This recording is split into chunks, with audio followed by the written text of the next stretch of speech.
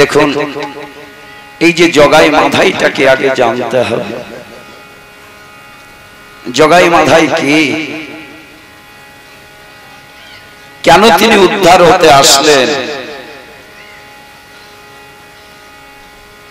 যিনি বৈকুণ্ঠ নারায়ণ হেনুপতি শঙ্খচক্র গদা পদ্মধারী যার দ্বার রক্ষক, যিনি ৩৩ কোটি দেবতার দ্বারপাল, তিনি কি এমন মহাপাতকী হয়েছিলেন আর কি এমন এই ধন্য কলিযুগ যে তিনি ৪ যুগে উদ্ধার হতে না পেরে এই কলিযুগে এসে তিনি উদ্ধার হলেন? জানি না বাবা। বলছে কৃষ্ণ লীলা বোঝা যায় কিন্তু গৌর লীলা বোঝা যায়। তবে সঙ্গে ব্যাসদেব ৪ হাতে লিখে ভাগবতে তিনি যে লীলা পূর্ণ করতে পারলেন না,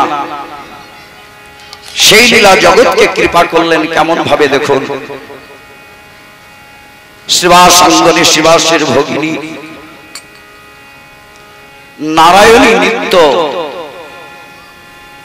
মহাপ্রভুর সেবা করতেন। একদিন ব্যাস পূজা হয়েছিল শিবাস গৃহে। সেই ব্যাস পূজার দিন স্বয়ং মহাপ্রভু নিজে সেই ব্যাস পূজা করলেন এবং সেই ব্যাস পূজার প্রসাদ প্রভু নিজ হস্তে নারায়ণীকে দিয়েছিলেন। আর সেই ব্যাস পূজা সেই প্রসাদ গ্রহণ করার পর নারায়ণী গর্ভে স্বয়ং ব্যাসদেব তিনি বৃন্দাবন দাস ঠাকুর রূপে আসলেন। এসে তিনি চৈতন্য ভাগবত তিনি লিখলেন এবং মহাপ্রভুর অন্তস্থ লীলা এবং ভগবত লীলা তিনি জগৎকে কৃপা করে গেলেন।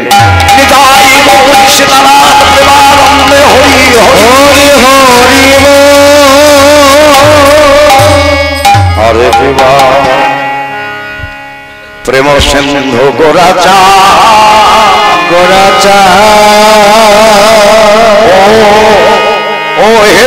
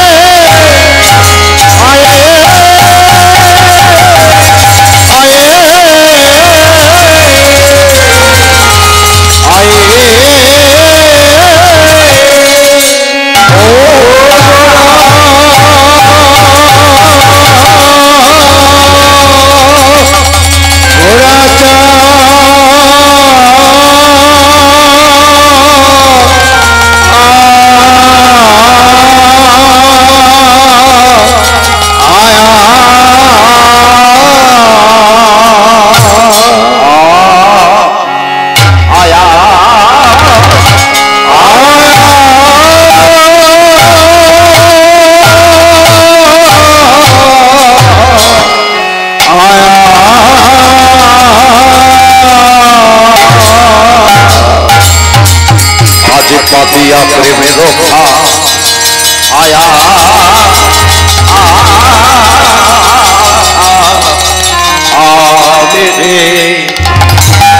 ও কিয়া মরি রে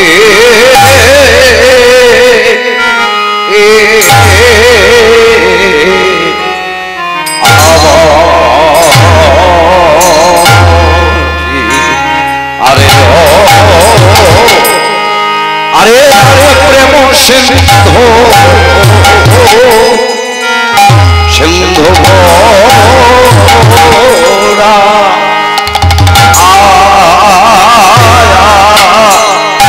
ও ও হে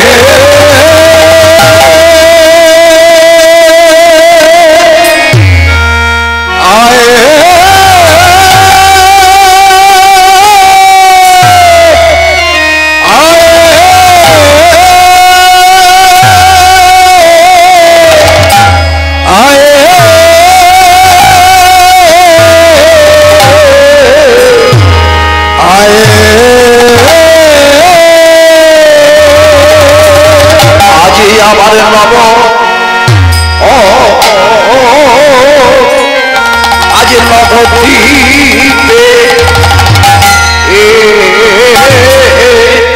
আরে ও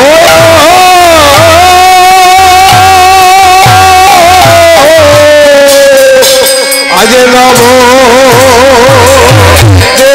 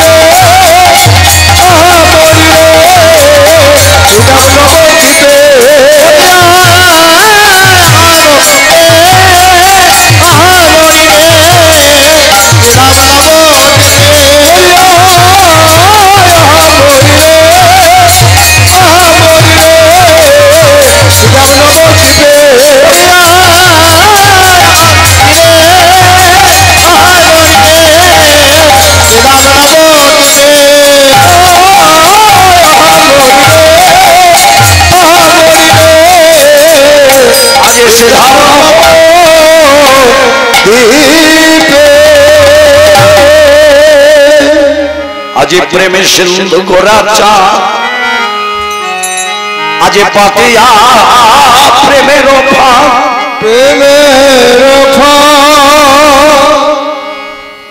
আজ জগজনে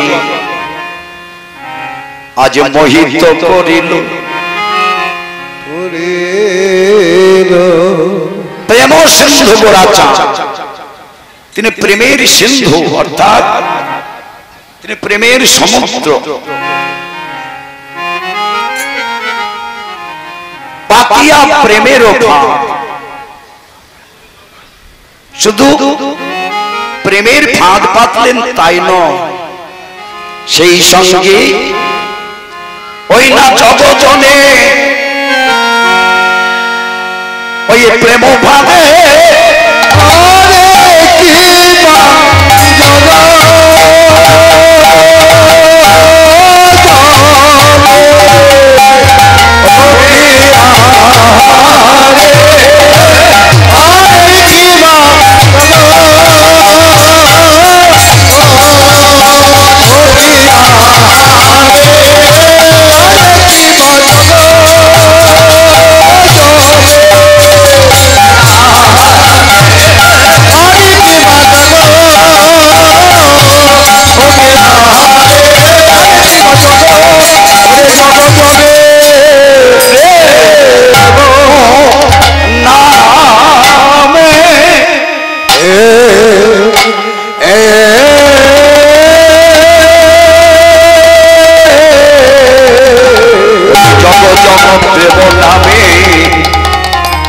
জগৎ উদ্ধারিল সখী নন্দন আরে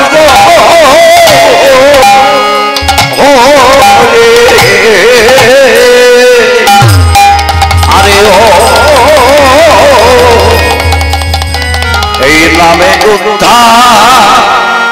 উদ্ধারিল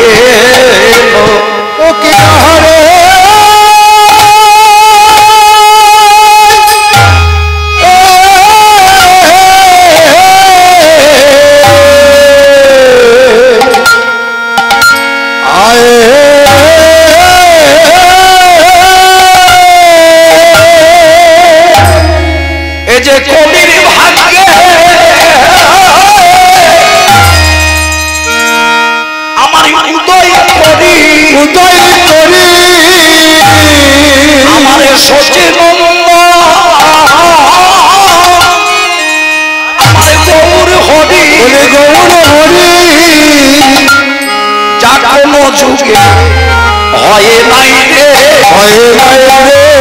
তাই আর কোন যুগে হবার নাই রে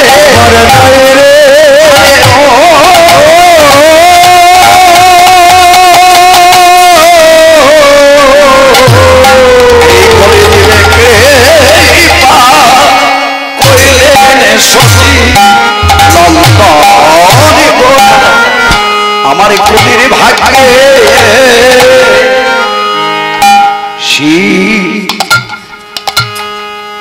অসীমা অসীমা নাই গো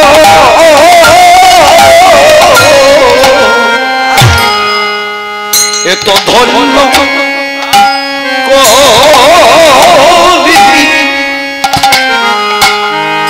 আমার ধন্য কলে জি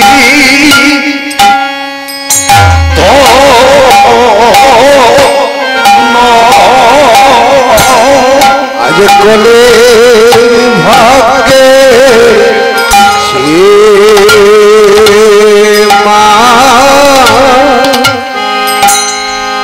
নাই গো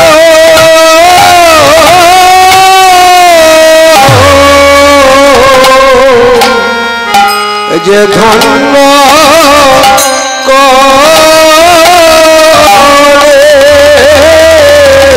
বলি হরি বাবা করে সে মা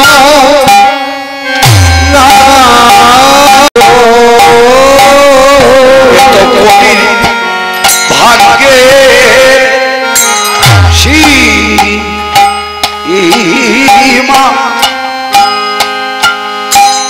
অসীমা নাই গো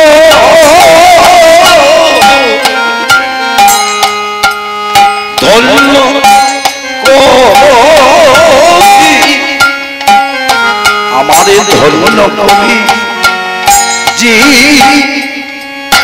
ধন্য যে কলে যুগে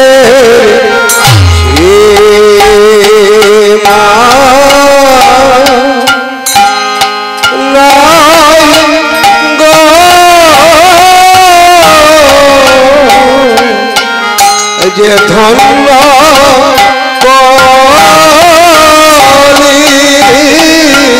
ধন্য কলি যুগের সীমা ধন্য কলি জি ধন্য রে ধন্য ধন্য কলির জি ধন্য কোলে জীবের হাতে নাই গো ধন্য কলি ধন্য কলির যোগ সীমা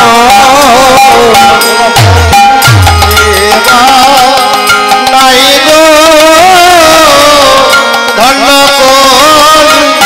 ধন্য কলি জীব ধন্য আর ধন্য কলি নাই গো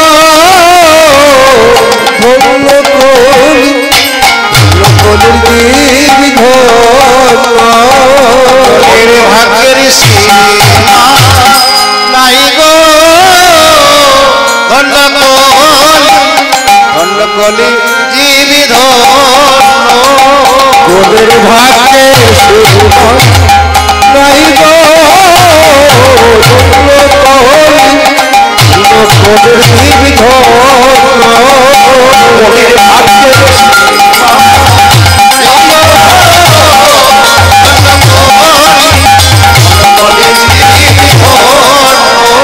তোদের ভাগ্যের সীমা নাই গো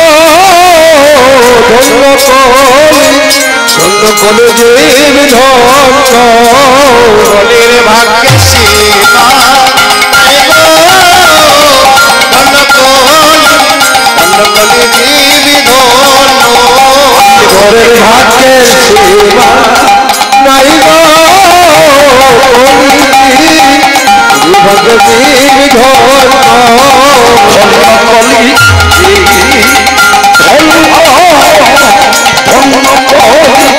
ধন্য কলির জীব ধন্য কোলের ভাগ্যে নাই গো ধন্য কোলের জীব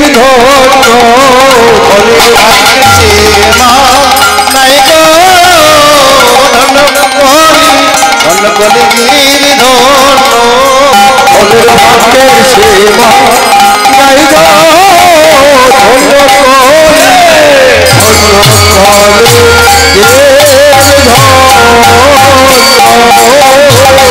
কোলের ভাগ্যে সীমা নাই গো ধন্য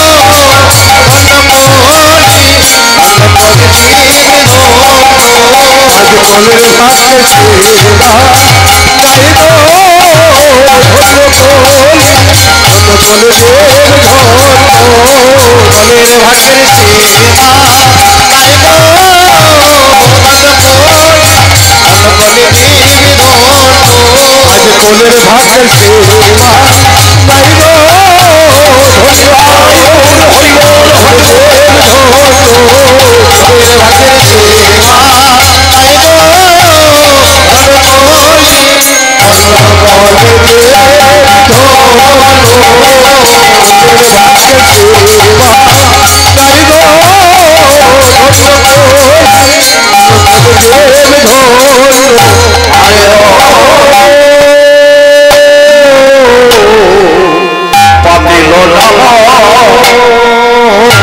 উদ্ধারিল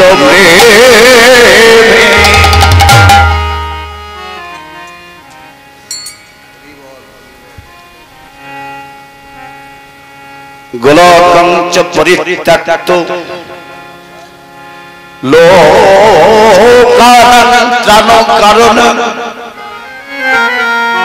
গৌরাঙ্গ রূপেণ আমার লীলা লাভ বিগ্রহ। যিনি কলির পাবন অবতারী গৌর হরি, তিনি নবদ্বীপে উদয় হলেন কেন গো? চৈতন্য ভাগবতী বৃন্দাবন দাস ঠাকুর মশাই বললেন, কলিঘর দেবীর অমঙ্গল নাশিতে হইল চৈতন্য উদয়, নাম প্রেম পরাভবে জীবের পাপ দূরে যাবে, নাম কৃপায় পাবে চৈতন্য নিতা। চৈতন্য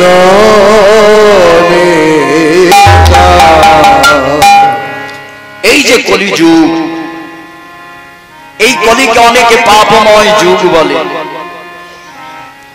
এই কলিকে ঘোর কলি, অন্ধকারময় কলি বলে। কিন্তু চৈতন্য ভাগবত বললেন না, এই কলিযুগ হচ্ছে ধন্য কলিযুগ। ঊনবিংশতি কাল এই কলির জন্ম। এই কলিযুগকে ধন্য করলেন কেন? না ভগবান কোটি কোটি ব্রহ্মাণ্ড ভ্রমণ করতে করতে একদিন নারদ মুনিকে বলছে, নারদ আমি বড় পরিশ্রান্ত, আমি যুগে যুগে অবতীর্ণ হয়েছি, এই যুদ্ধের খেলা খেলতে খেলতে খেলতে খেলতে আমি বড় পরিশ্রান্ত হয়ে গিয়েছি। নারদ তুমি তো সর্বজ্ঞ ঋষি, আমার অনেক অনেক সময় তুমি আমাকে বুদ্ধি প্রদান করো, আজ আমাকে সেই তুমি বুদ্ধি দান করো, বুদ্ধি দান করো। আমার এই যুদ্ধের খেলা আর ভালো লাগছে না, তুমি আমাকে এমন একটি স্থান বলে দাও। তুমি তো স্বর্গ মর্ত পাতাল ভ্রমণ করো, স্বর্গ মর্ত পাতাল আদি ভ্রমণ করে তুমি কি এমন একটি আনন্দময় স্থান তুমি আমাকে বেছে দিতে পারো না, যেখানে গেলে আমার এই ক্লান্ত শরীর আমার শীতল হবে, আমার এই যুদ্ধের খেলা খেলতে খেলতে আমার মনের যে শান্তি দূর হয়ে গিয়েছে, সেই মনের শান্তি আমি ফিরে পাবো। নারদ বললেন, প্রভু আমি সারা বিশ্ব ব্রহ্মাণ্ডের স্বর্গ মর্ত পাতাল আদি ভ্রমণ করি, কিন্তু ভ্রমণ করতে করতে আমি যখন পরিশ্রান্ত হয়ে যাই, তবে একটি স্থানের উপরে দিয়ে যাবার সময় জানো প্রভু, আমার এই তাপিত অঙ্গ শীতল হয়ে যায়। কোথায় নারদ বলো না, এমন একটি স্থান কোথায় আছে আমাকে বলে দাও। তবে আমি জানি না, সবে সেই স্থানটির নাম আমি শুনেছি। বলো বলো না নারদ, সেই নাম স্থানটির নাম কি? বলে সবাই বলে সিধা বেবি, সবাই বলে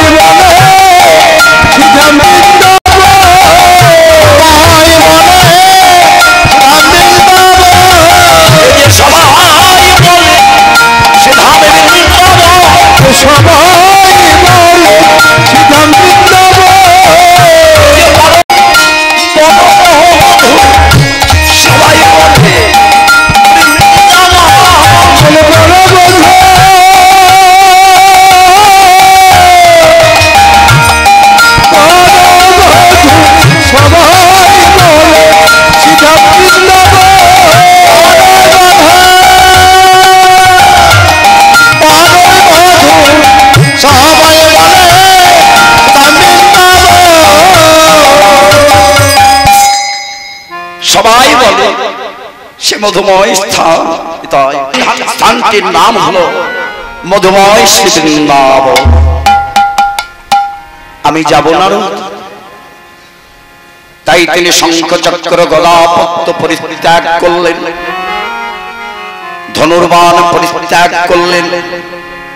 তারপরে তিনি আসবেন, তাই তারপরে তিনি শ্রীধামে বৃন্দাবনে মুরলীধারী হয়ে আসলেন। মুরলীধারী হয়ে বৃন্দাবনে যখন আসলেন,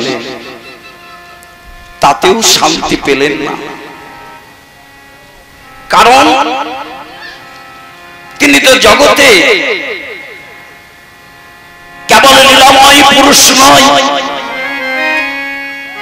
তিনি যে যুগ ধর্ম পালন করবার জন্য যুগে যুগে এই ভারত ভূমির মাটিতে আসেন।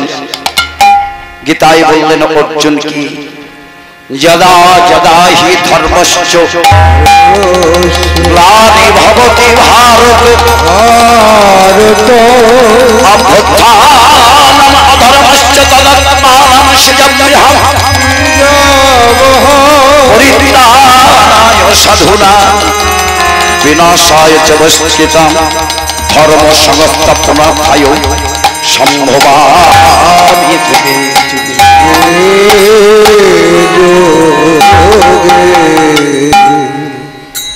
তিনি ভক্তকে রক্ষা করবার জন্য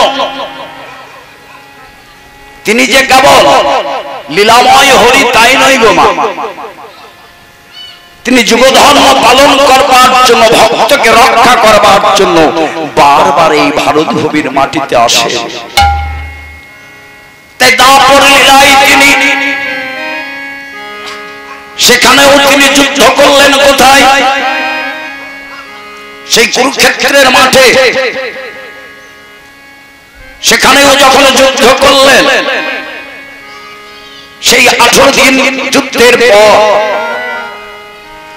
তিনি বিমর্ষ চিত্তে বসে আছেন। নারদ মুনি বললেন, প্রভু তুমি কাঁদছো কেন? নারদ, আমি প্রতিজ্ঞা করেছিলাম আর আমি যুদ্ধ করব না, কিন্তু তারপরে এসে আমাকে যুদ্ধের খেলা খেলতে হলো। তো নারদ বলছে, একটা কাজ করুন প্রভু, আপনার এই ভগবত্তার অভিমানকে দূর করতে হবে। এই ভগবত্তার অভিমানকে দূর করতে গেলে আপনার এই যে ঐশ্বর্য ভাব, এই সকল ঐশ্বর্যকে আপনাকে এই জগজীবের দ্বারে মিলিয়ে দিতে হবে। তাই দ্বারকাধীশ হয়ে তিনি দান যজ্ঞ করলেন। দান যজ্ঞ করার পর এবার নারদ মুনি বলছেন, হে প্রভু, আপনি যে দান করলেন এতে আপনার অহংকার আসলো যে আপনি দানি, কিন্তু আপনার এই অভিমান ত্যাগ করতে হবে। কি করতে হবে নারদ? তুমি যাদের কাছে তুমি দান করবে, তাদের কাছে গিয়ে বলো, বলি আমায় তোমাদের যে দান করেছি তার থেকে বলি আমায় এক বিন্দু ভিক্ষা দাও।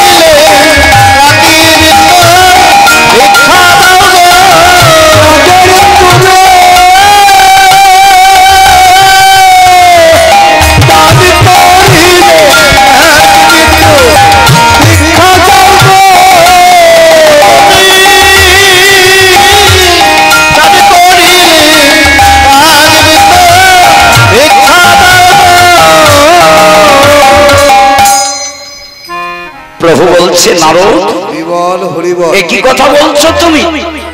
এখন নয় মা, ভিক্ষা এখন দিও না। এ কি বলছো নারদ? তোমাকে আমি দান করে আবার তার কাছ থেকে ভিক্ষা চাইতে বলছো? না তো প্রভু, তুমি যেদিন ওই দান করবে, যখন তুমি দান করবে, তোমার সেই দানের মধ্যে অহংকার আসবে, অহংকার আসবে। আর যখন তার কাছ থেকে তুমি এক বিন্দু ভিক্ষা চেয়ে নেবে, তখন তোমার অভিমান দূর হয়ে যাবে। প্রভু বললেন, ওগো নারদ, তুমি আমায় উত্তম কথা বলেছ, তুমি আমায় উত্তম কথা বলেছ নারদ। তবে আমি ভিক্ষা করব, তুমি আমাকে আশীর্বাদ করো। ওগো নারদ, এই ভিক্ষা যেন আমার এ জন্ম নয়, এ জন্মে না। আমি যতদিন এই ভারত ভূমির মাটিতে আসবো, এবারে যখন আবার আসবো, তখন আমি ভিক্ষার যদি কাঁধে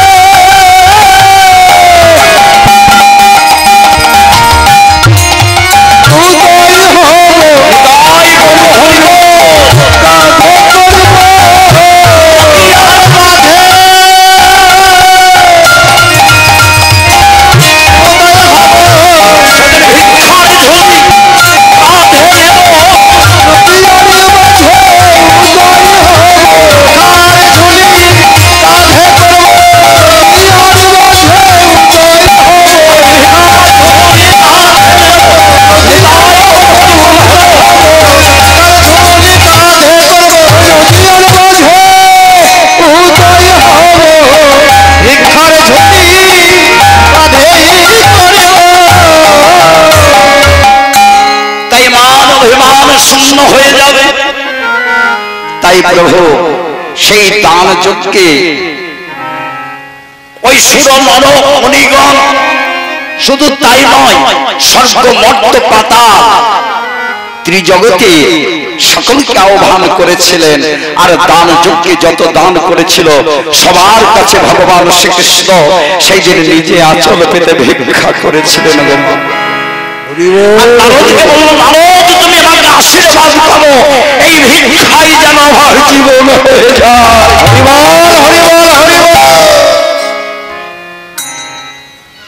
তাই তিনি বৃন্দাবনের একদিকে লীলা মাধুর্য রস, আর একদিকে তিনি নিজে আচরি ধর্ম জীবকে শেখাবার জন্য তিনি অহংকার মুক্ত হলেন। মুক্ত হয়ে একদিকে অভিন্ন বৃন্দাবনের লীলা রস আস্বাদন করবার জন্য তিনি কলিতে আসছেন। কেমন ভাবে? এই কলিজীবকে উদ্ধার করতে এসেছিলেন মহাবিষ্ণু অবতার অদ্বৈত প্রভু। এসে দেখলেন এই কলিজীব, এদের উদ্ধার করার মতো শক্তি আমার নেই। তাই তিনি তুলসী গঙ্গা জল নিয়ে এসো এসো মদন গোপাল বলে তিনি আহ্বান করলেন। আর কলির দশা দেখে ভগবানকে নিবেদন করলেন, হে প্রভু, তুমি যদি কলির মাটিতে কখনো নেমে আসো, আমার ডাক যদি তুমি শুনতে পাও, তবে তুমি ভগবান হয়ে এসো না, তুমি কলির মাটিতে যদি আসতে হয় তুমি ভক্ত হয়ে এসো। কারণ তুমি ভক্ত হয়ে না আসলে ভক্তের অন্তরের কথা তুমি বুঝতে পারবে না। ভক্তের অন্তরে যে কত ব্যথা, ভক্তের অন্তরে কত দুঃখ, কত দুঃখ। অদ্বৈতের অহংকারে সেই ক্ষীরোদ সাগরের ঘুম ভেঙে গেল। যিনি বৃন্দাবনের রসিক শেখর চূড়ামণি,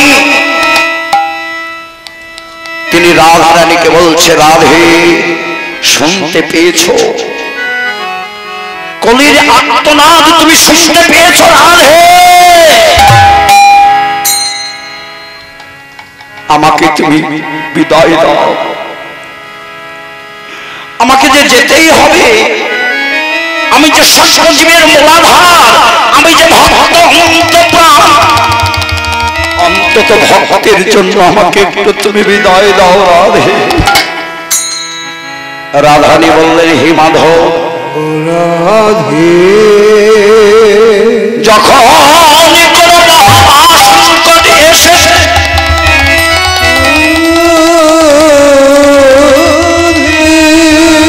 তুমি তো একা সমাধান করতে পারোনি। ওই ইন্দ্রের কোপানলে যখন বৃন্দাবনে জলমগ্ন, তুমি ওই গোবর্ধনকে তুমি ধারণ করতে চেয়েছিলে। তুমি যখন ওই গোবর্ধনকে ধারণ করতে পারছো না, তুমি আর্তনাদে ডেকেছিলে, রাধে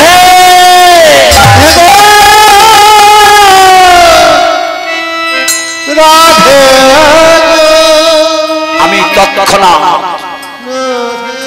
আমি তোমাকে শক্তি সঞ্চার করেছিলাম। হে গোবিন্দ, আমি শক্তি সঞ্চার করেছিলাম, তাই তুমি গোবর্ধনকে ধারণ করেছিলে। তুমি যে আগত কলিযুগে যাবে, ওই কলিযুগের জীবকে উদ্ধার করা তোমার পক্ষে একা সম্ভব নয়। যদি জীবকে উদ্ধার করতে হয় তবে তোমাতে আর আমাতে যাবে। কারণ কলির জীবকে তুমি অস্ত্র দিয়ে ভয় দেখাতে পারবে না।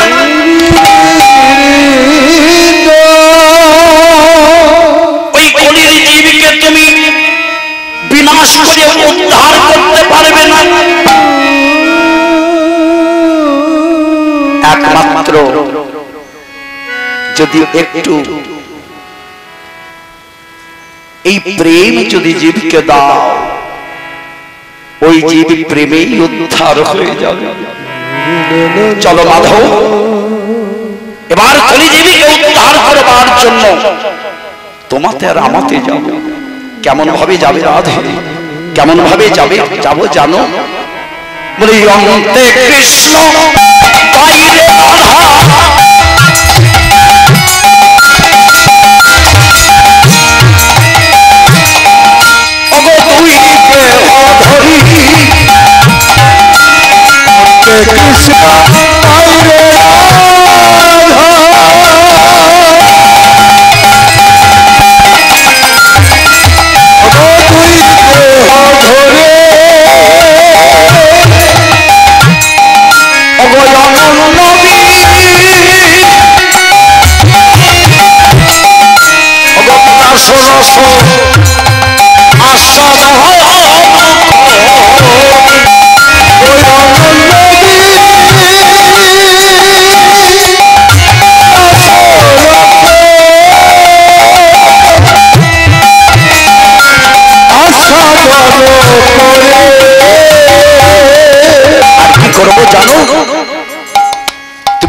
পারবে না। কারণ হে গোবিন্দ, তোমার অঙ্গে যদি আঘাত আসে, তাই তুমি তো আমার প্রাণ বাঁধো, তাই তোমাকে রক্ষা করবার কৃষ্ণ বাইরে রাধা, বাইরে রাধা তুই দেহ আজ অনন্য বিলাস রস আস্বাদন করে। তাই আজ গৌর হরি দুই দেহ এক হয়েছে, দুই দেহ এক হবে চৈতন্য নগর আজ লীলা ভাবে আস্বাদিতে গৌর হইলেন এক হইলেন। শুধু তাই নয়, সেই গৌর হরিয়া নদিয়ার ভাগ্যাকাশী শচীকল্প সিন্ধু মাঝে প্রকাশ হলেন। কেমন ভাবে? তাই বৈষ্ণব পদকর্তাই এক পাশে দাঁড়াই আজ গৌর হরির স্বরূপ দর্শন করছে, আর নবদ্বীপে বাসীকে বলছো গো নদাবাসী, দেখো দেখো ওগো প্রেম সিন্ধু আমার গোরা চা,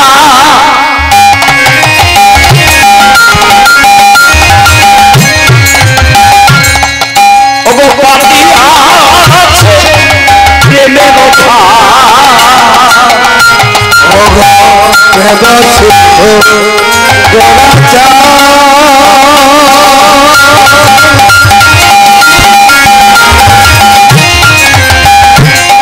অগপতি আছে প্রেমের ওগো নামে প্রেমে নামে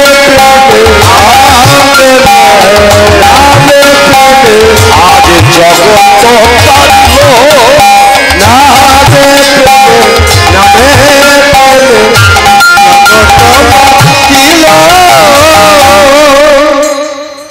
একমাত্র কলিজীবকে কৃপা করলেন যা কোনোদিন হয়নি আর হবারও নয়। অনর্পিত চড়ে গেছিল করুণায় অবতীর্ণ কলো সমরে পয়তন্নত রস জল রসা সভক্তি হরি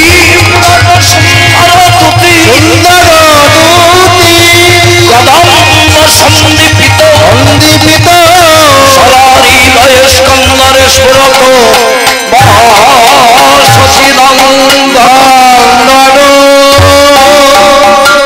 একমাত্র কলিজীবকে যে কৃপা করলেন তা কোন যুগে হয়নি গো। তাই কলিযুগে কৃপা করছেন কাদের গো? কাদের কৃপা করছে? বলে দুস্থ যাদের আমার দুরাচা ওগো যতে কৃপা ওগো পাশন দিয়া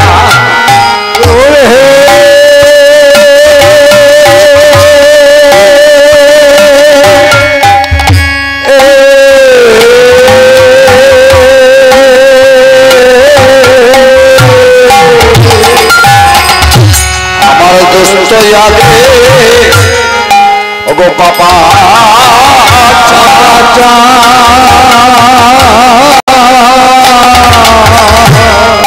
ওগো যতে কৃপা পাশন দিয়া আর দুষ্ট যাবে দুরাচা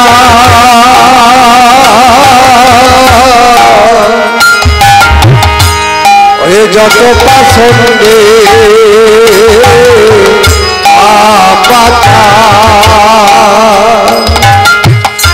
এই নামে প্রেমে জগৎ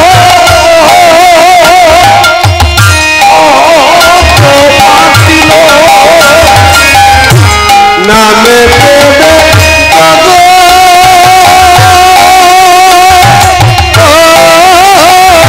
তোমার দিল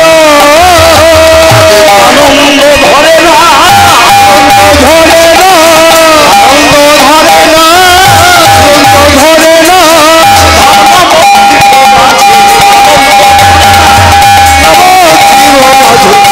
ধরে না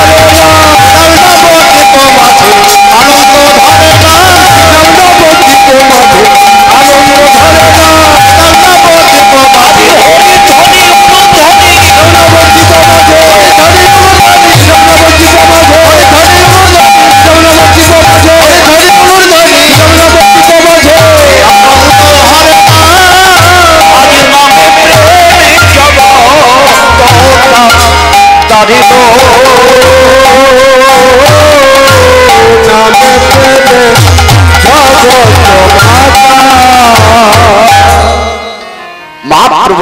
জগতে যেই দিন আসলেন সেই দিন থেকে জগজীবকে উদ্ধার করতে লাগলেন। কেমন দেখুন, সকালবেলায় মহাপ্রভু আবির্ভাব লীলা শুনেছেন আপনার, তাই না? মহাপ্রভু আবির্ভাব হওয়ার সঙ্গে সঙ্গে তিনি জগজীব শিক্ষা দিতে লাগলেন। কেমন দেখুন, মহাপ্রভু যখন সচিগর্ভ সিন্ধু মাঝে প্রকাশ হলেন, সেই সময়কালটি ছিল কেমন? সেদিন পূর্ণিমা, ফাল্গুন পূর্ণিমা তিথি, সেই সঙ্গে মহাপ্রভু হরিনাম যোগে সেই দিন চন্দ্রগ্রহণ পূর্ণ গ্রাস। ঘরে বসে তারা যোগ সাধনায় বসেছে। আর যখন তিনি আবির্ভূত হচ্ছেন, পূর্ণ গ্রাস চন্দ্র দেবতাকে গ্রাস করছে, তখন ঘরে ঘরে হরিধ্বনি আর শঙ্খধ্বনি উঠলেন। আর সেই শুভক্ষণে মহাপ্রভু সচিমার কোলে প্রকাশ হচ্ছে। দেখুন, তিনি এই ভারত ভূমির মাটিতে চরণধুলি দেওয়ার আগে তিনি জগৎকে সবাইকে আজ হরি নাম বলালেন। আগে মঙ্গলের সূচনা করলেন, হরিনাম বলালেন সবাইকে। শুধু তাই নয়, কিছুক্ষণের নিমায়, কিছুক্ষণের নিমায় যখন মায়ের কোলে মায়ের ক্ষীরধার পান করাচ্ছে, তিনি অনাশ্রিত দ্রব্য যে গ্রহণ করেন না, তিনি জগতে শিক্ষা দিলেন। ভগবান মায়ের কোলে আবির্ভাব হওয়ার সঙ্গে সঙ্গে তিনি মাতৃদুগ্ধ পান করলেন না। এবং কেমন চতুরের শিরোমণি, শুধুই মাত্র কাঁদছে, মা মা মা বলে কাঁদছে, কিন্তু স্তনদুগ্ধ পান করছে না। আর নবদ্বীপ নাগরিকগণ এসে যখন ওই ছোট্ট নিমাইকে একবারে কৃষ্ণ নামে শোনাইলে, অমনি চুপটি করে কান্না বন্ধ করে ভক্তের শ্রীমুখ বদন থেকে তিনি কৃষ্ণ কথা শুনছেন, আর হাসিতে বদনে ভক্তির বদন দর্শন করছে। আবার যখন ভক্তগণ চলে যাচ্ছে, কাঁদছে, কিন্তু মাতৃদুগ্ধ পান করছে না। এমন সময় নবদ্বীপে ঘোষণা হলো যে জগন্নাথ বিশ্বের ঘরে শশীর কোলে এক সন্তান এসেছে, মাতৃদুগ্ধ পান করছে না। সবাই বলল একমাত্র ওই শান্তিপুরের নারা অদ্বৈত, ওরা তো কৃষ্ণ নাম করে, ওই নারাকে একবার সংবাদ দাও না। যদি কিছু জেনে থাকে নিশ্চয়ই উপায় বলে দেবে।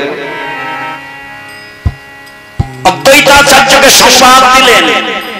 অদ্বৈতাচার্য এসে বলছে, মা ও সচিমা, দাও তো তোমার এই সন্তানকে আমার কোলে দাও তো।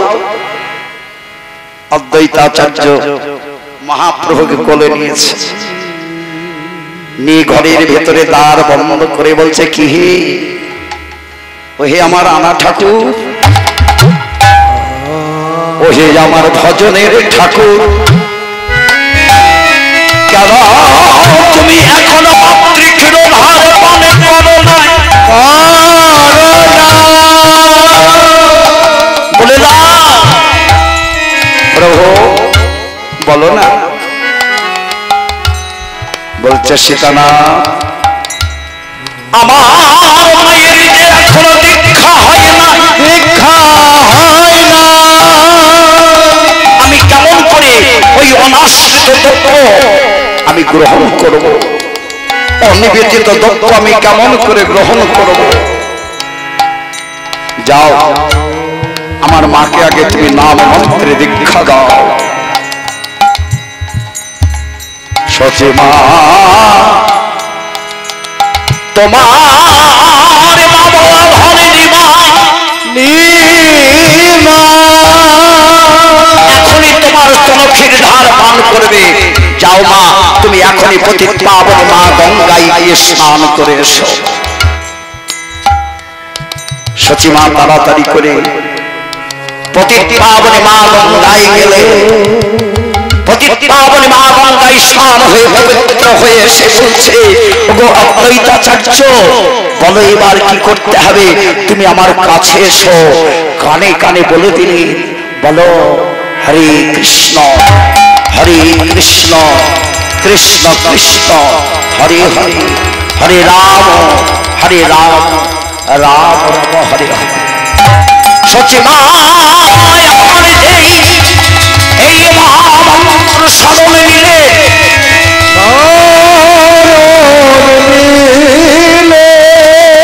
যেই নাম স্মরণে নিয়েছে তখন প্রভুর আনন্দ ধরে না, আনন্দ ধরে না, আনন্দ ধরে না, আনন্দ ধরে না।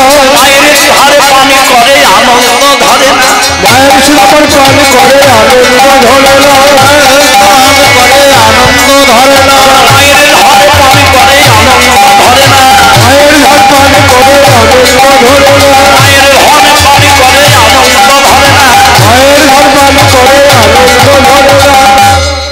সেই মায়ের কোলে ধীরে ধীরে মহাপ্রভু যখন তার 24 বৎসর বয়স হলো, সেই 24 বৎসর বয়সে সারা নবদ্বীপের মধ্যে হয়ে উঠল নিমাই পণ্ডিত। তার চারিদিকে নাম খ্যাতি, তার যশ প্রতিষ্ঠা হতে লাগলো। এবং শুধু তাই নয়, তিনি কলিযুগের বিধান আনলেন, সর্বশ্রেষ্ঠ হরিনামের সংকীর্তন হইতে কলিযুগের প্রবর্তন হরে কলিহতজি, একমাত্র তোদের এই নাম ছাড়া গতি নাই, গতি নাই, গতি নাই। তাই মহাপ্রভু আজ সচিমার অঙ্গনে মাঝে সে নামের হাট পাতলেন, নামের হাট পাতলেন সচিমার অঙ্গনে। অঙ্গনে যখন হরিনাম কীর্তনে হাট পাতলেন, আর সেই হাটে হরিনামে বিকিনি হচ্ছে, এই কথা শুনে ওগো ধাইল নদিয়ার লোক,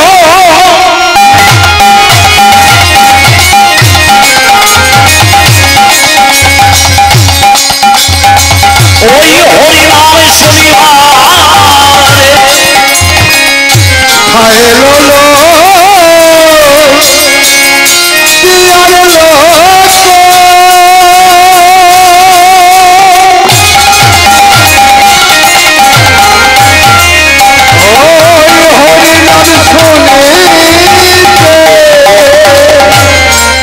নদিয়ার লোক ধীরে ধীরে আসছে।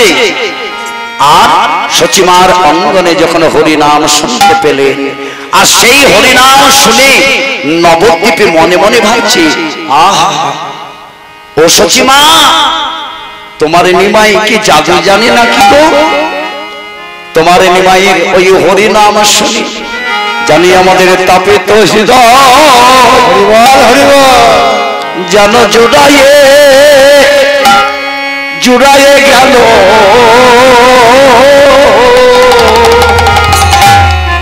তাপিত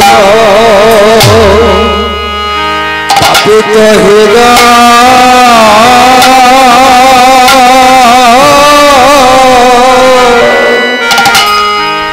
তাপিত হৃদয় জুড়ায়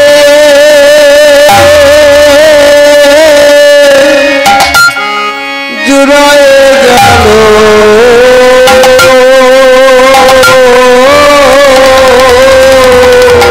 বলি তাপিত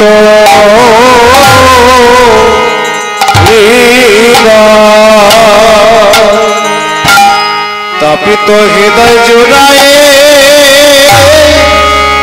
জুড়ায় গেল।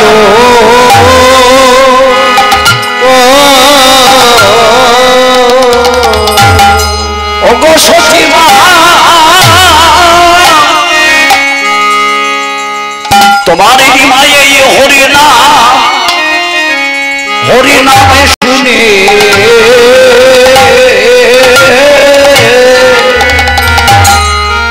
এ যেন তাপে তাপিত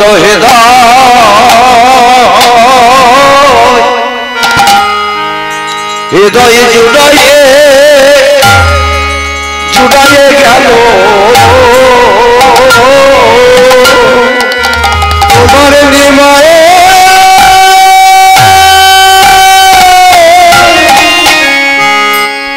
হরি নাম শুনে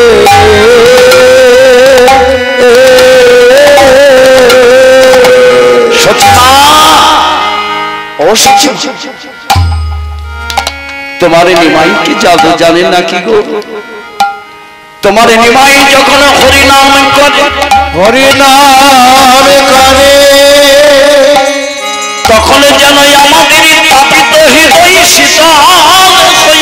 শীতল হয়ে যায় সচিমা বলছে দেখো আমার নিমাইকে সবাই তো ভালোবাসে, এই নবদ্বীপে আমার নিমাইকে সবাই ভালোবাসে, তাই বুঝি ওই হরিনাম শুনে তোমাদের ভালো লাগে। কিন্তু গৌর হরি যে কেবল হরিনাম করে তাই নয় গো, এবার হরিনামের যে কেমন মহিমা, হরিনামের যে কত শক্তি তিনি নবদ্বীপে প্রকাশ ঘটাচ্ছেন। দেখুন তিনি যে হরিনামে জগৎকে উদ্ধার করবেন, তিনি জগৎকে কৃপা করে দেখালেন নামের কি মহিমা, নামের কি মহিমা। তাই একদিন নবদ্বীপের তখনকার দিনে জগন্নাথ মিশ্রের সমকক্ষ পণ্ডিত হচ্ছেন শ্রীবাস পণ্ডিত। তো শ্রীবাস পণ্ডিত বলছেন নিমাই তুমি নবদ্বীপের মেধাবী ছাত্র, তোমার শাস্ত্র সম্বন্ধে অনেক জ্ঞান, তুমি এমন ভাবে হরিনাম করে বেড়াও কেন? তুমি বিদ্যা অর্জন করবে, তুমি নবদ্বীপের শ্রেষ্ঠ পণ্ডিত হবে, তুমি জগৎকে শিক্ষা দেবে, হরিনাম করে কি হবে নিমাই? বলছে ওগো শ্রীবাস পণ্ডিত এই হরিনামের মধ্যে কি ভাই আছে তুমি জানো? একবারে যদি এই হরিনাম করো তাহলে সেদিনই তুমি জানবে এই হরিনামে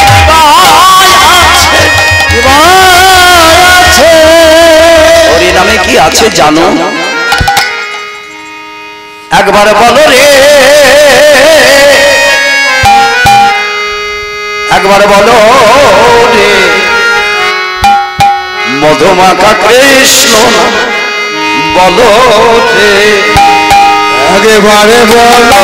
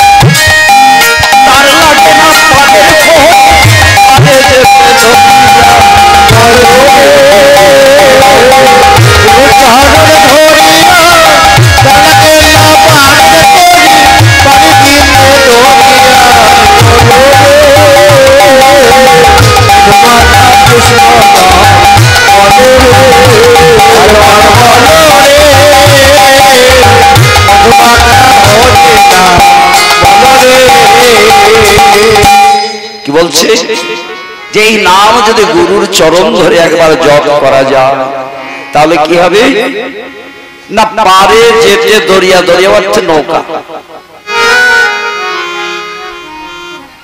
হ্যাঁ গো, এই যে অনিত্য সংসার জগতে আমরা এসেছি, একদিন এই অনিত্য সংসার জগৎ ছেড়ে আমাদের সবাইকে চলে যেতে হবে। জীবনের পরন্ত বেলা যেদিন নেমে আসবে, সবাইকে একদিন এই ভব সংসার ছেড়ে আমাদের চলে যেতে হবে। সেই দিন আমার বলতে কেউ থাকবে না, সেদিনে আমার বলতে কেউ থাকবে না, কেউ থাকবে না। ভাই বলো, বন্ধু বলো, কেউ তো কারো না। এই ভবের মাঝে আসা যাওয়ার পথে কেবল দুদিনের পরিচয়, দুদিনের পরিচয়। সেদিন একমাত্র আমাদের এই নামে যাবে আরে প্রাণ যাবে, নামে যাবে প্রাণ যাবে, নামে যাবে প্রাণ যাবে। সেদিন সঙ্গের সঙ্গী কেউ থাকবে না, সেদিন নামে যাবে প্রাণ যাবে, সঙ্গের সঙ্গী কেউ থাকবে না, সেদিন নামে যাবে আমার প্রাণ যাবে,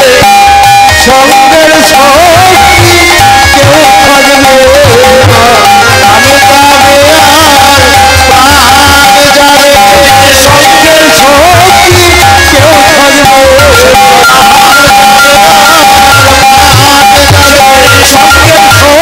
কেউ থাকবে না, নামে যাবে আর প্রাণ যাবে। সঙ্গের সঙ্গী কেউ থাকবে না, সঙ্গের সঙ্গে কেউ থাকবে না। তো নামের যে কি মহিমা, সেই দিনে দেখালেন কাকে না শ্রীবাস পণ্ডিতকে। হঠাৎ শ্রীবাস পণ্ডিতে ভয়ঙ্কর দুরারোগ্য ব্যাধি হলো। সারা নবদ্বীপে ঘোষণা হয়ে গেল শ্রীবাস পণ্ডিত আর বাঁচবে না, শ্রীবাস পণ্ডিত আর বাঁচবে না। সারা নবদ্বীপের লোক শ্রীবাস পণ্ডিতকে দেখতে যায় আর হাই হাই করতে হবে। আর মালিনী দেবী নিমাই পণ্ডিতের কাছে বলছে, নিমাই, সারা নবদ্বীপে সবাই বলে নিমাই কি না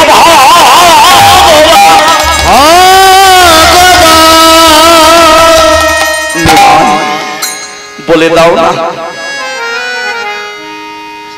বলে দাও না নিমাই, আমার পণ্ডিতের কি প্রাণ রক্ষা হবে? হবে না। নিমাই বলে উঠলেন, মালিনী দেবী, আমার এই নবদ্বীপে যতক্ষণ নাম আছে, যতক্ষণ আমি আছি, আমি কথা দিলাম তোমার পণ্ডিত প্রাণে মরবে না। তবে যাও, তাকে গিয়ে একবার কৃষ্ণ নাম করতে বলো। একবার ওই পতিতপাবনী মা গঙ্গায় স্নান করে এসে ভক্তি ভরে যদি শ্রীবাস পণ্ডিত একবার এই কৃষ্ণ নাম করে, কৃষ্ণ নাম করো, আমি কথা দিলাম এই কৃষ্ণ নাম যদি আমার সত্য হয়, তবে তোমার নিমাই পণ্ডিত এই নামে সুস্থ হয়ে নিজে হরিনাম গাইবে আর জগৎকে হরিনাম শোনাবে। তাই শ্রীবাস পণ্ডিতকে বলছে, ওগো পণ্ডিত, চলো না, আমাদের কিসে কি হয় জানে না, হয়তো কোথাও আমাদের অপরাধী আছে, চলো একবার স্বামী গিয়ে আমরা এই পতিতপাবনী সুরধনী গঙ্গায় গিয়ে স্নান করে আসি। শ্রীবাস পণ্ডিত মনে মনে ভাবছে, তা বেশ চলো, আমি তো কোনো পুণ্যকর্ম করিনি, যদি পতিতপাবনী মা গঙ্গার পরশে যদি আমার এই জ্বালা নিবারণ হয়, মালিনী দেবী তাকে জড়িয়ে ধরে নিয়ে ধীরে ধীরে গমন করলেন পতিতপাবনী মা গঙ্গায়। গঙ্গায় নেমে যখনই স্নান করেছে, শিবাস পণ্ডিত বলছে, মালিনী, আমার যদি মৃত্যু থাকতো এখন, তাহলে আমি পতিতপাবনী জলে ডুবে মরে যেতাম। আমি যখন ডুবে মরি না, তখন নিশ্চয়ই আমার এখনো পরমায়ু আছে। চলো চলো মালিনী, ওই নিমাই ঠিকই বলেছে, চলো একবার নিমাইয়ের কাছে যা। নিমাই কি বলছে? নিমাই, ও নিমাই, আমি তোমার কাছে এসেছি, দাও না তোমার ওই কৃষ্ণ নাম আমায় দাও। বলে আমি বসে বসে নামে করি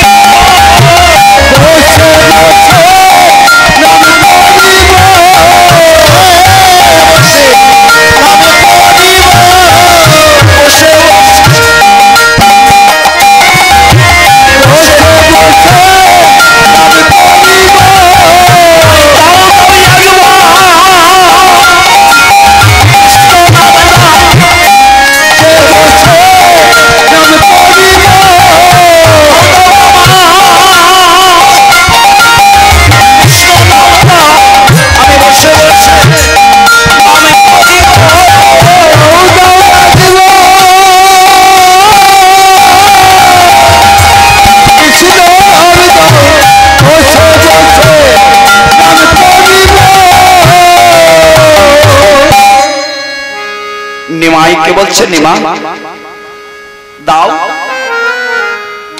তো মহাপ্রভু সেই দিনে শ্রীবাস কেবল চোখ শ্রীবাস, তবে নাম যদি করো অবশ্যই কৃষ্ণ কৃপা হইবে, আর এক কৃষ্ণ নামে তোমার সকল পাপ দূরে যাবে। গাও গাও শ্রীবাস, হরে হরে কৃষ্ণ কৃষ্ণ কৃষ্ণ হরে হরে, হরে রাম রাম রাম হরে হরে, কৃষ্ণ হরে কৃষ্ণ কৃষ্ণ কৃষ্ণ হরে হরে, হরে রাম হরে রাম রাম রাম হরে হরে, হরে কৃষ্ণ হরে কৃষ্ণ কৃষ্ণ কৃষ্ণ হরে হরে, হরে রাম হরে রাম রাম রাম হরে হরে, কৃষ্ণ হরে কৃষ্ণ কৃষ্ণ কৃষ্ণ হরে হরে, হরে রাম হরে রাম হরে হরে। কি তোমার ওই কৃষ্ণ নাম শোনা মাত্র আমার যেন সর্বশরীরের ব্যাধি জ্বালা যা ছিল সব দূরে গেল। নিমা, তোমার কৃষ্ণ নামে এত গুণ। নিমা, তুমি আমার একটি কথা রাখবে? বলো। আমার তো সংসারে কেউ নেই, ওই মালিনী আর আমি। চলো নিমা, আর আমার একমাত্র একটি ছোট্ট শিশু আছে।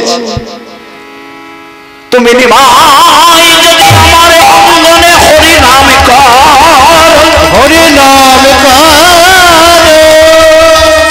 তুমি যদি আমার অঙ্গনে হরি নাম করো নিমাই, আমি বড় আনন্দ পাব। তাই হবে শ্রীবাস পণ্ডিত, আজ থেকে তোমার অঙ্গন হবে আমাদের শ্রেষ্ঠ স্থান, আর তোমার অঙ্গনে হরিনাম কীর্তন হবে। শুধু তাই নয়, আমার যত যত ভক্তগণকে নিয়ে আমি সারা নিশি তোমার অঙ্গনে হরিনাম গাইব। তাই শ্রীবাস গণে নাচে, আজ শ্রীবাস অঙ্গনে নাচে গৌরাঙ্গ সুন্দর।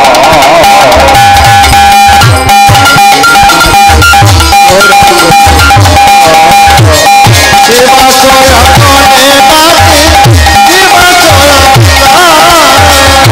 সুন্দর।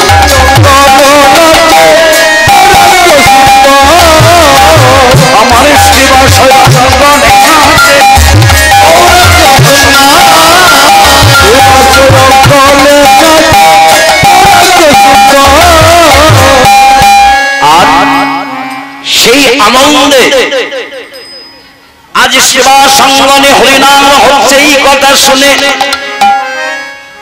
ওগো পাপিয়া প্রেম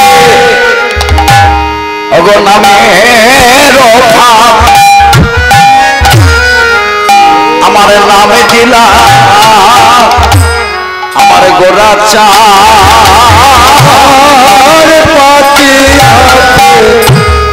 প্রেমের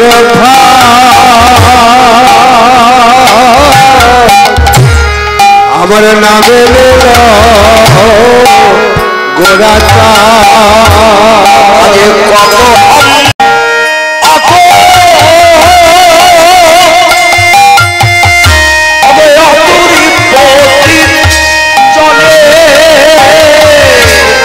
কত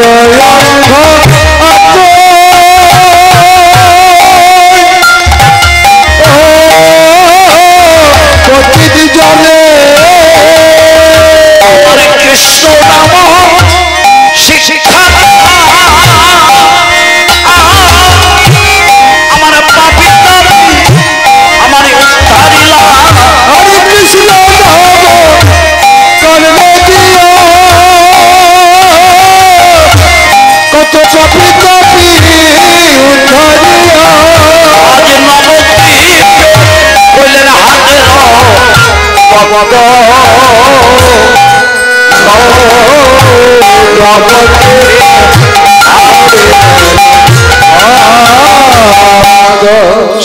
সঙ্গে হরিনাম করতে করতে আজ মহাপ্রভু নবদ্বীপে তিনি হাট পাতলেন আর সেই হাটে যারা যারাই আমার সেই প্রেম রসধনে বিক্রি করে সকল মহাজনকে সংবাদ দিলেন যে নবদ্বীপ করোনার সিন্ধু হইলা গোড়ায় অবতার নামের হাটে পা দিয়া প্রেম রসে আশা দিয়া আমার বিকাইবে রসে রোপাত সেই কথা শুনি জনে যত রসিক ভক্ত জনে আইলা নবদ্বীপের মাঝারে কত সব মহন্ত জন আরে যত যত রসিক ভক্ত জন আজ ক্রয় বিক্রয় করে হাতের সাধনে সেই প্রেম ধন তারা মাথায় করে নিয়ে সেই প্রেমের প্রসার অর্থাৎ দোকান নিয়ে তারা সেই প্রেমের হাটে আসলেন আর হাটে এসে অদ্বৈতকে বললেন অদ্বৈত বলে আজ হতে তুমি হইলে এই হাটের মহাজন তুমি হইলে হাটের এই মহাজন এবার কোথায় খরিদ্দার পাওয়া যায় আর কোথায় মহাজন পাওয়া যায় তুমি একবার ঘোষণা করে জানাই দাও আর সেই হাটের সংবাদ শুনে আসলেন কোথায় ওই অম্বিকা নগর হইতে গৌরী দাস আইল অম্বিকা নগর হইতে গৌরী দাস আইল অম্বিকা নগর হইতে গৌরী দাস আসিল অম্বিকা নগর হইতে গৌরী দাস আইল আমার শিখণ্ড হইতে আমার নরহরি আইল হইতে আমার শিখণ্ড হইতে আমার তেমনি যত যত তার ব্রজের পার্শ্বদ তার এক একটি মহাজন বিভিন্ন দিকে ছিল কোথায় ছিল নাই কলিযুগকে ধন্য করতে তারা এসেছিলেন যে দেশেতে ওই সেই আমার গৌরাঙ্গের গণ কোথায় বসেছিলেন তারা না যেখানে আমার পতিত পাবনী মা গঙ্গা নেই কারণ গঙ্গা শতযোজন দূর পর্যন্ত জগৎকে পাপ তাপ দূর করতে পারে কিন্তু শতযোজন পরে এই কলিযুগের জীবকে কে উদ্ধার করবে তাই তারা যেখানে আমার গঙ্গা থেকে শতযোজন দূর সেইখানে এক একটি মহাজনকে পাঠিয়েছিলেন প্রভু আজ তারা সেই সংবাদ শুনে হাঁটতে আসলেন কে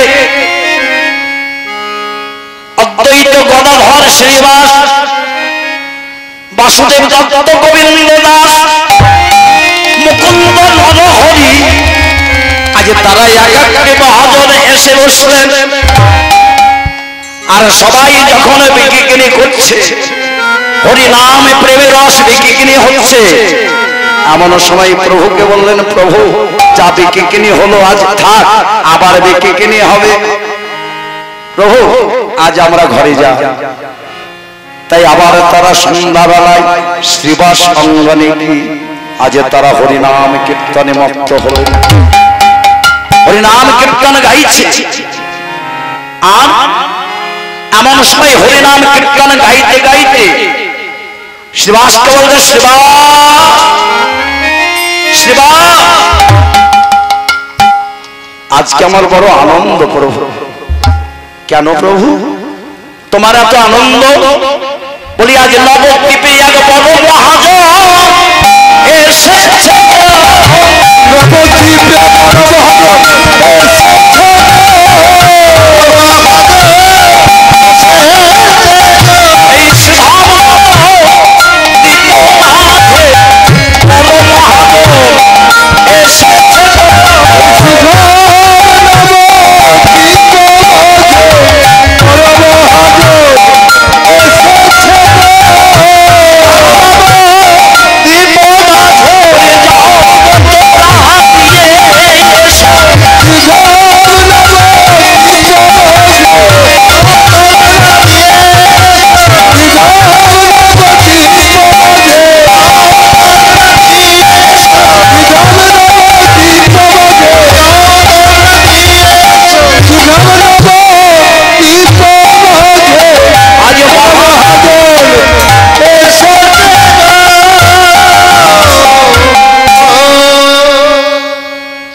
এমন সময় নবদ্বীপে এক বড় মহাজন এসেছেন গো। কোথায় এসেছে? শ্রীনিবাস আচার্যের বাড়িতে। শ্রীনিবাস আচার্যের বাড়িতে এসেছেন কে না? অবধূত সন্ন্যাসী নিত্যানন্দ। নিত্যানন্দ এসে বসে আছে। মহাপ্রভু সবাইকে বললেন, যাও নবদ্বীপে এক বড় মহাজন এসেছে, তাকে তোমরা আমার কাছে নিয়ে এসো। সারা নবদ্বীপের ভক্ত সারা নবদ্বীপে খুঁজে বেড়াচ্ছে, কোথায় আছে কোথায় আছে। কেউ সংবাদ এনে দিতে পারলেন না মহাপ্রভু। বলে, প্রভু সারা নবদ্বীপে তো খুঁজলাম, কোথাও তো পেলাম না। কোথাও পেলে না? ঠিক আছে, আমি একবার গিয়ে খুঁজে দেখে আসি। প্রভু তো আমার অন্তর্যামী। তাই প্রভু নিজেই বেরিয়ে পড়লেন। আমার হরি বল হরি বল বলে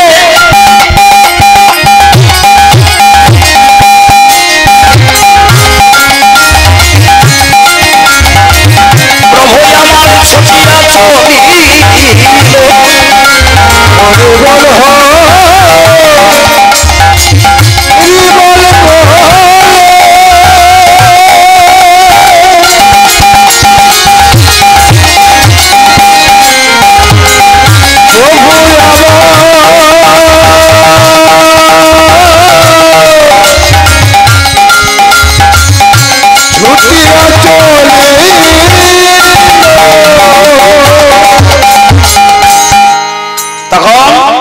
শ্রীনিবাস আচার্যের ঘরে এসে ডাকছে, শ্রীনিবাস, ও শ্রীনিবাস।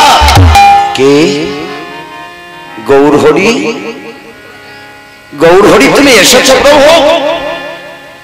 তোমার গৃহে কি কোন একজন মহাজন এসেছে? শ্রীনিবাস আচার্য বলছে, প্রভু এসেছে, তবে আমি যে তাকে যতনে রেখে দিয়েছি। কোথায়?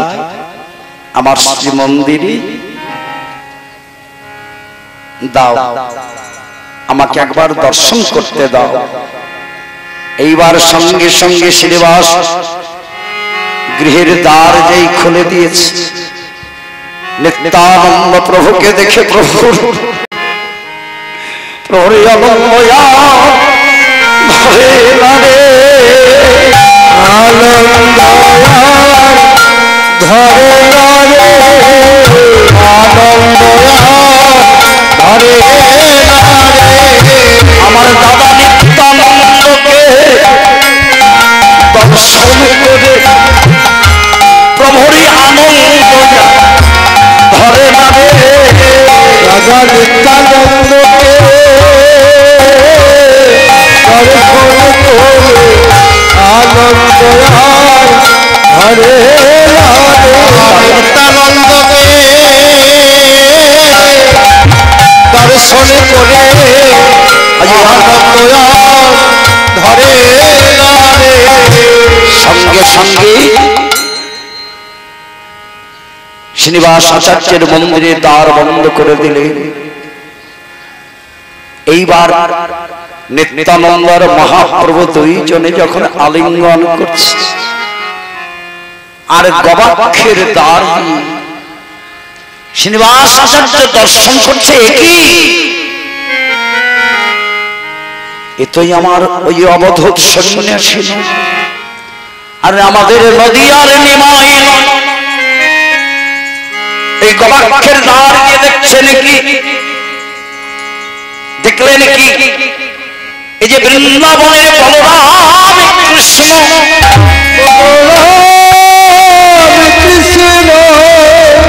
আমার ব্রজের দাদা বলরাম আর কৃষ্ণ তারা দুইজনে ধরে কাঁদছে বলছে, এই কলিজীবীকে কেমন করে উদ্ধার করব বলো দাদা। তাই শ্রীনিবাস আচার্য লিখলেন, ওগো ব্রজেন্দ্র নন্দন যে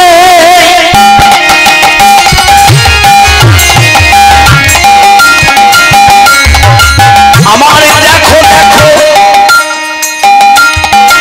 এই শশী সুখ হইল সে ব্রজেন্দ্র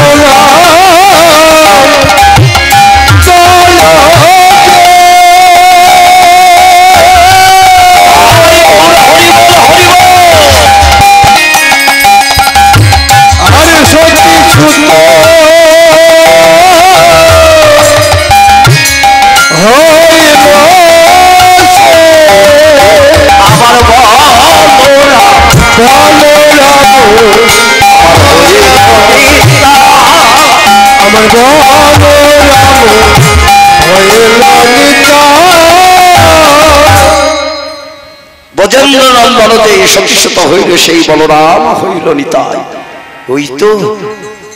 ওই তো তারা কত মনে মনে কথা মনে মনে তারা মনে মনে কথা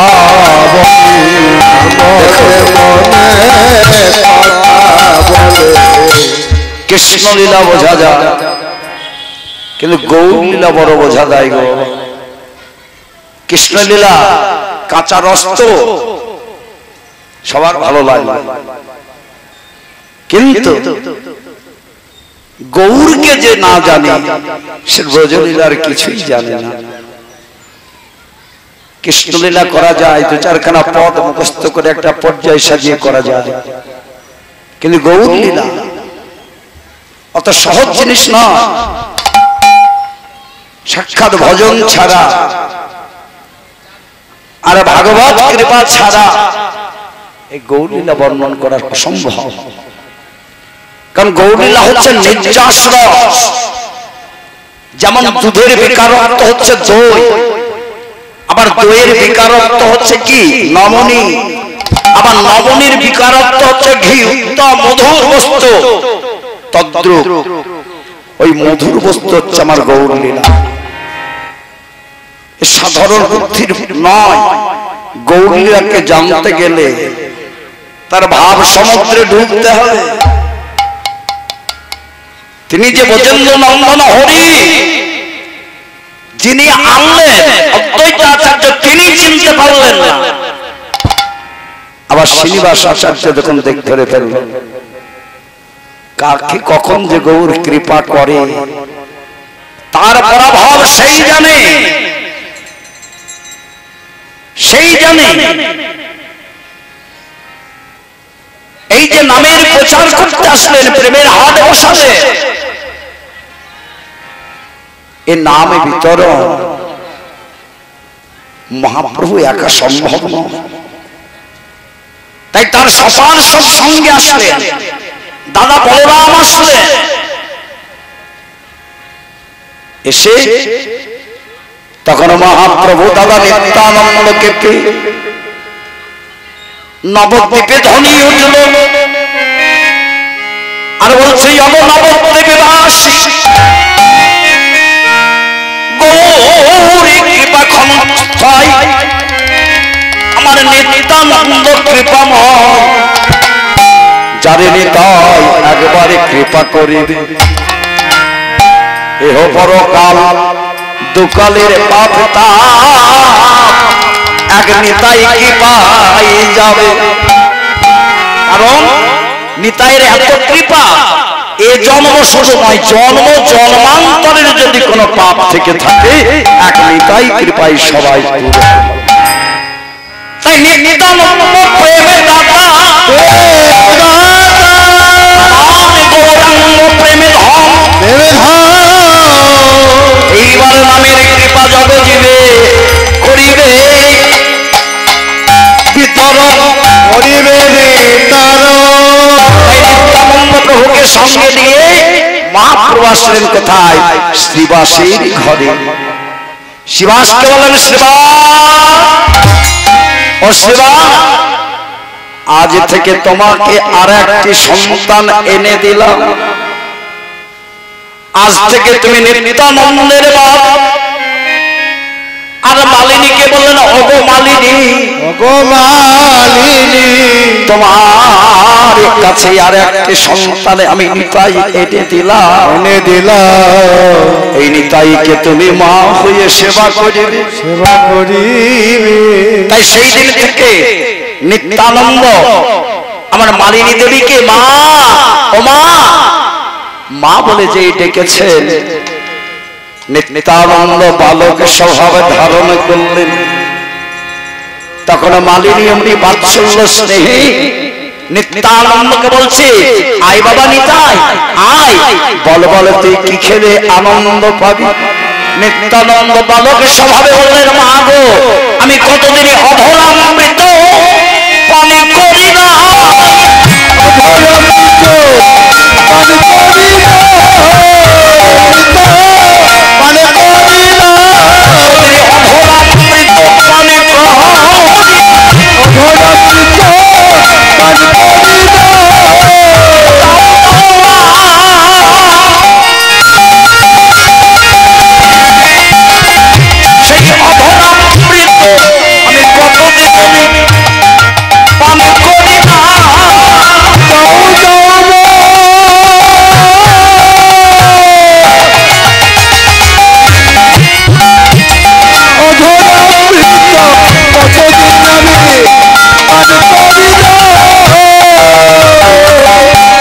তো মালিনী দেবী নিত্যানন্দকে বলছে, আয় বাবা আয়। তখন নিত্যানন্দ বয়স কত গো? মহাপ্রভুর থেকেও আরো 24 বছর বড়, 48 বছরের নিত্যানন্দ। আর মালিনী দেবী বৃদ্ধ বয়স, তার আর ক্ষীরধার বলে কিছু নেই, নিতাই গৌর হরিব। তখন মালিনী বলছে, কেমন প্রেম রসে ডুবেছে দেখো। নিত্যানন্দ মা বলে যে ডেকেছে, আর মালিনী দেবী আই বাছা বলে নিতাইকে যেই কোলে নিয়েছে। বালক স্বভাব, ছোট বালকের মতো, শিশুর মতো স্বভাব নিত্যানন্দে। তো অমনি মালিনী দেবীর কোলে শুয়ে যেই স্তন ক্ষীরধারে তিনি মুখ দিয়েছে, অমনি ক্ষীরধারী অমনি ঝরে পড়েছে, ক্ষীরধারে ঝরে পড়েছে, ক্ষীরধারী ঝরে পড়েছে, ক্ষীরধারে ঝরে পড়েছে। পরশ পেয়ে চিরধারে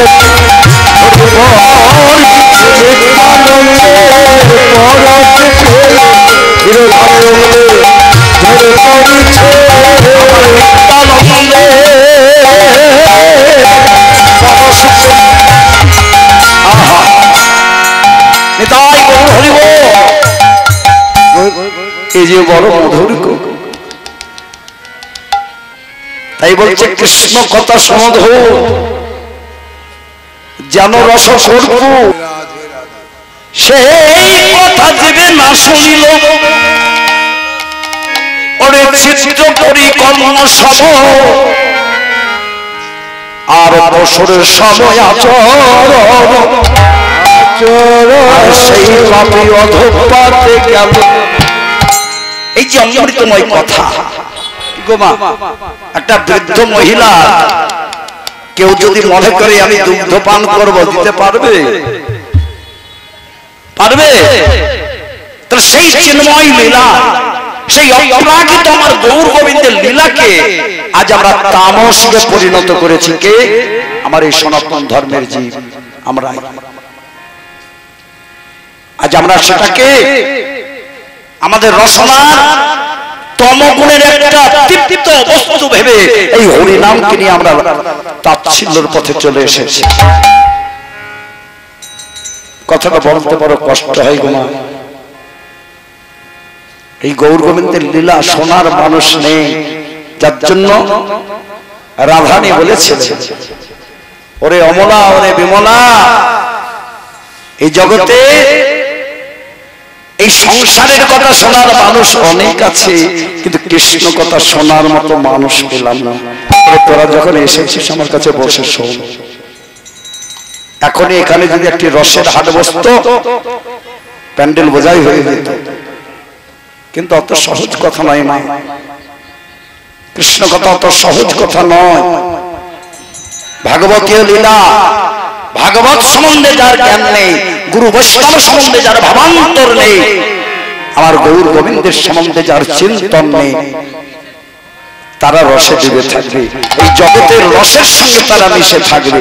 তাই মহাজনকে বললেন যে কৃষ্ণ কথা সমধু যেন রসামৃত কর্পূর, এই কথা যার শ্রবণে না প্রবেশিল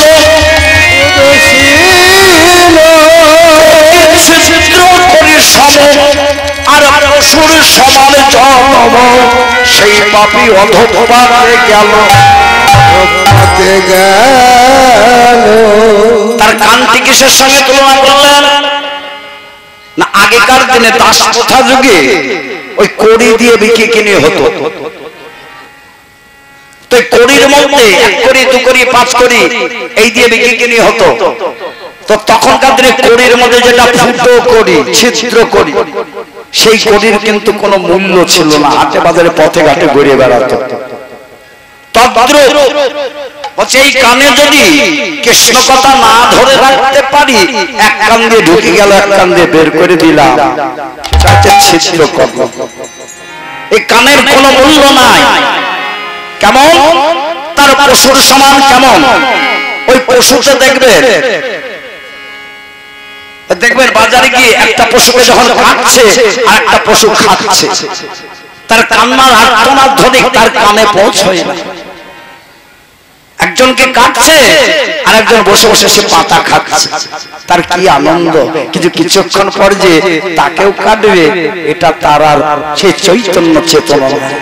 তাই এই সংসার জগতে আমার গৌর গোবিন্দের সংসার কুলে, আমার সনাতন কুলে জন্ম নিয়ে যদি হরি নামে প্রেমে ভালো না লাগে, জানতে হবে কি গো জানো, তার কর্মটা হচ্ছে ভস্তার সমান, ওই ছিদ্র কর্ম করির সমান। তার জন্মে ওই পশুর মতো আসবে আর যাবে। নিতাই গৌর হরি হরি।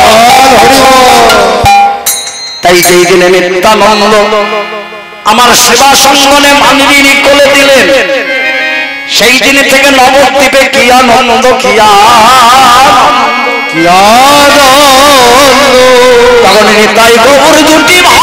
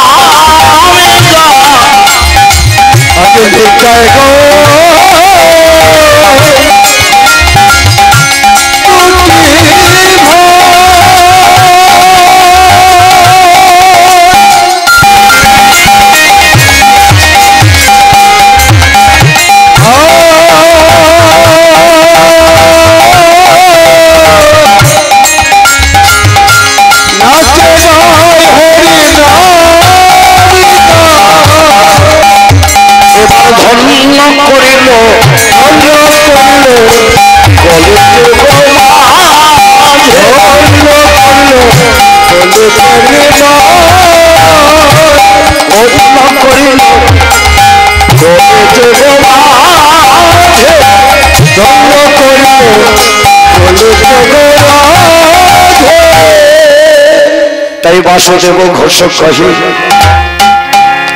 আমার গৌরাঙ্গ বিহনে দেহে কে করিবে জীবে যোদ্ধা। তাই বাসুদেব বলছে এমন প্রেম ঠাকুর এমন নিতাই গৌর ছাড়া এই কলিজীবের কে উদ্ধার করবে? হ্যাঁ, তাই বাসুদেব ঘোষ কহে আমার এলে নদিয়ার দেহে আমার গোরা বিনে জীবে কে করিবে উদ্ধার। ওগো কে করিবে উদ্ধার?